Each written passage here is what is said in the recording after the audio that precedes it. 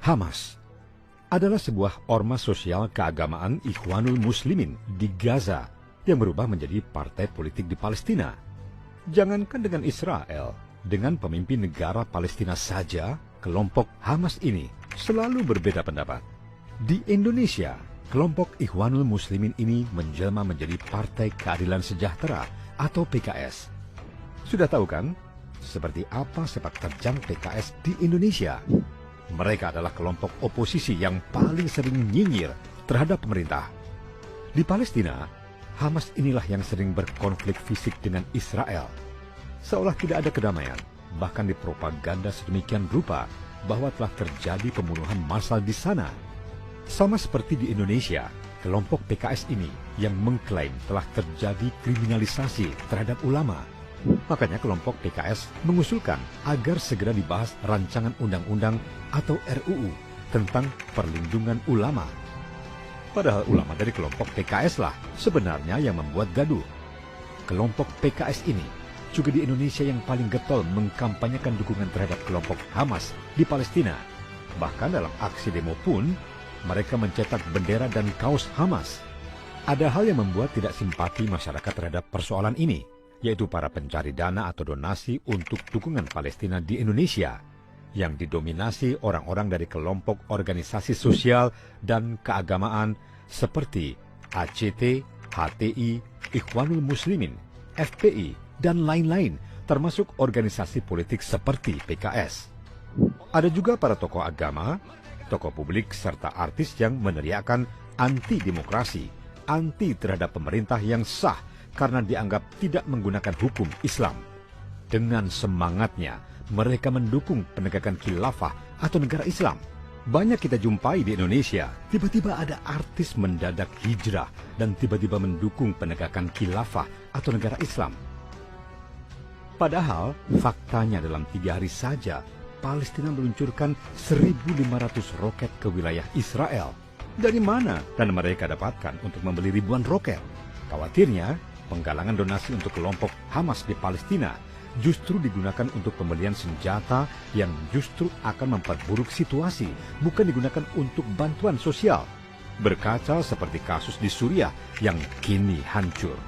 Ditambah lagi, dengan seiring semakin banyaknya negara Arab yang berdamai dengan Israel saat warga Palestina terpecah secara politik, serta karena masalah ini tidak jadi agenda utama pemimpin Israel, sulit melihat bagaimana upaya menuju perdamaian dapat dibuat oleh kedua negara.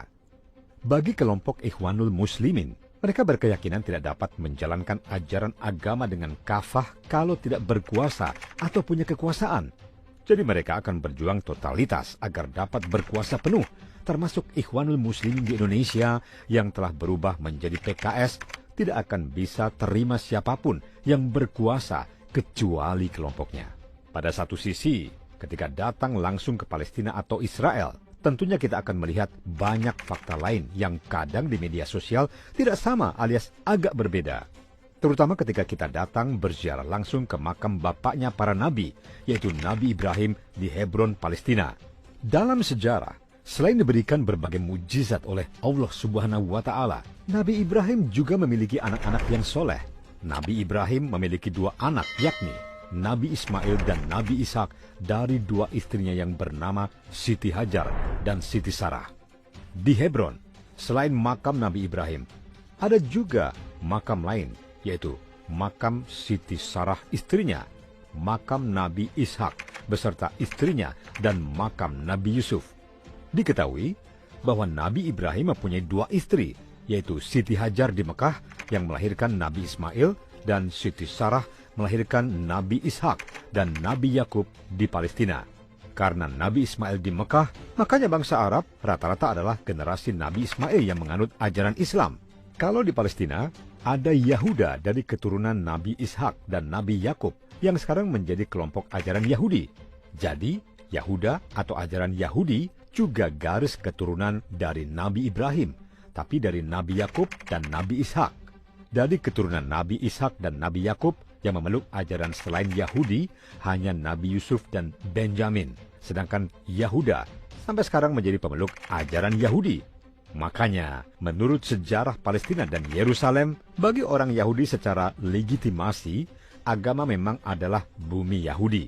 Makanya orang-orang Arab kalau disuruh mengusir orang-orang Yahudi dari Palestina tidak begitu respons. Hal ini karena dalam sejarah Islam, akhirnya sampai sekarang seolah menjadi masalah agama dan politik, termasuk pada zaman perpecahan pada tahun 1964 hingga 1966.